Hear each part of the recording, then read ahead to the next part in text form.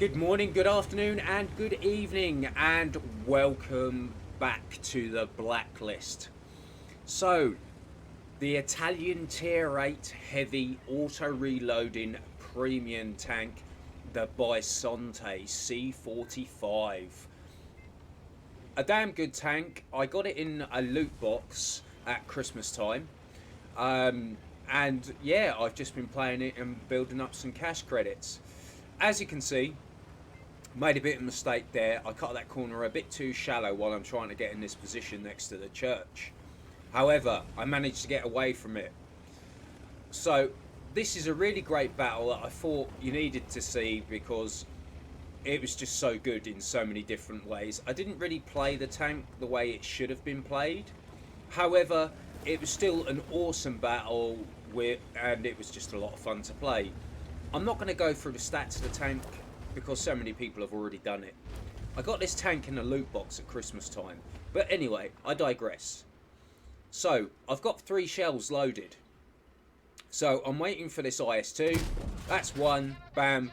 He comes back. That's 2. I only take damage to my observation device. As you can see, I'm just sitting there loading my next shell. I'm not worried about my repair kit, so I'm still loading. And I fired off my last shell there because he's a dangerous tank and I want to get rid of him. But there's a Progetto 54 behind me and I'm in a few problems at the moment. I've just done 450. I've picked up a little bit of spotting damage. But as you can see, that Progetto 54 has gone balls deep. Excuse me. And there's an awful lot of tanks pushing down. So I've then put another shot into the T-34, which was an absolutely great shot, and now I'm facing off against 5 tanks. So I had a bit of a decision to make. Do I try and run away and potentially get wrecked, or do I just sit behind the building? So I've decided that the best course of action for me here is just to sit behind this building, reload my shells, and just pray to God and all the RNG gods that I'm going to be able to get out of this. So I decided just to keep these tanks spotted, and hopefully these guys on the right hand side would help me out.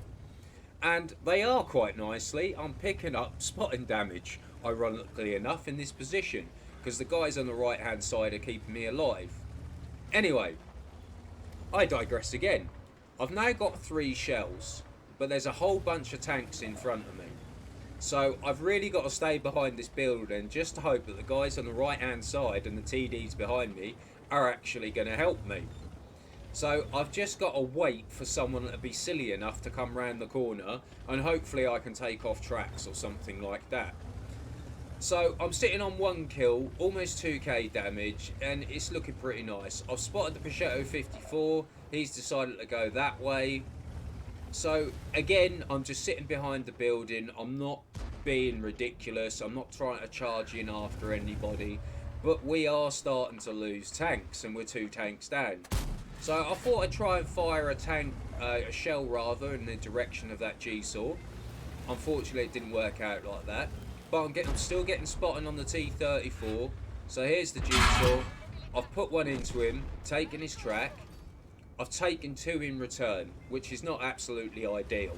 So the G-saw has come around a corner, I've shot him and bounced, and then I've decided to take him out. Now, I'm going to take a shell here, but quite luckily I've got that TD behind me, so I'm reloading my shells. Now, the optimal way to play this is fire 1, maybe 2 shells, and leave the other one in the chamber.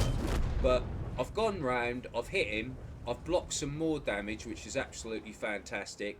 But now I'm back to square 1, reloading my shells.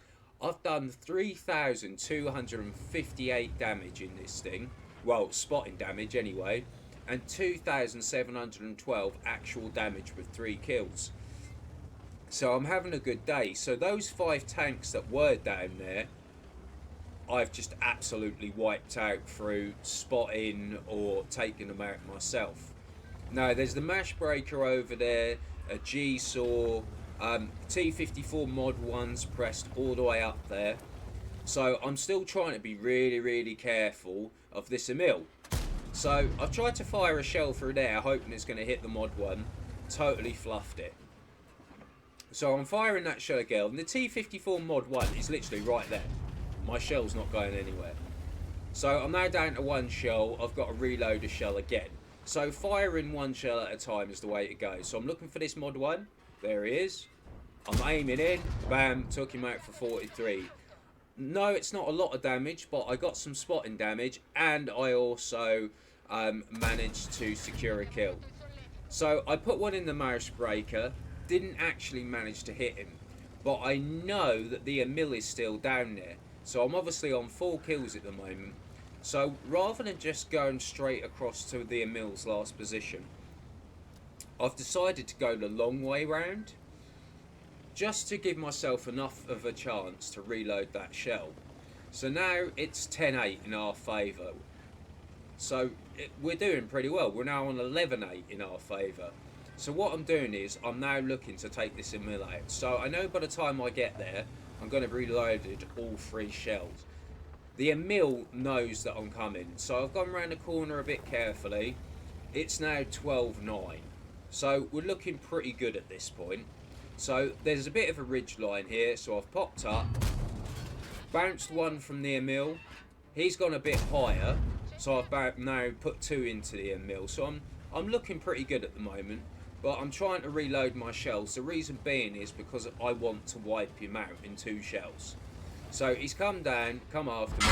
I've gone a bit too high, paid for it. I've put one into him for 342. He's bounced his other shell.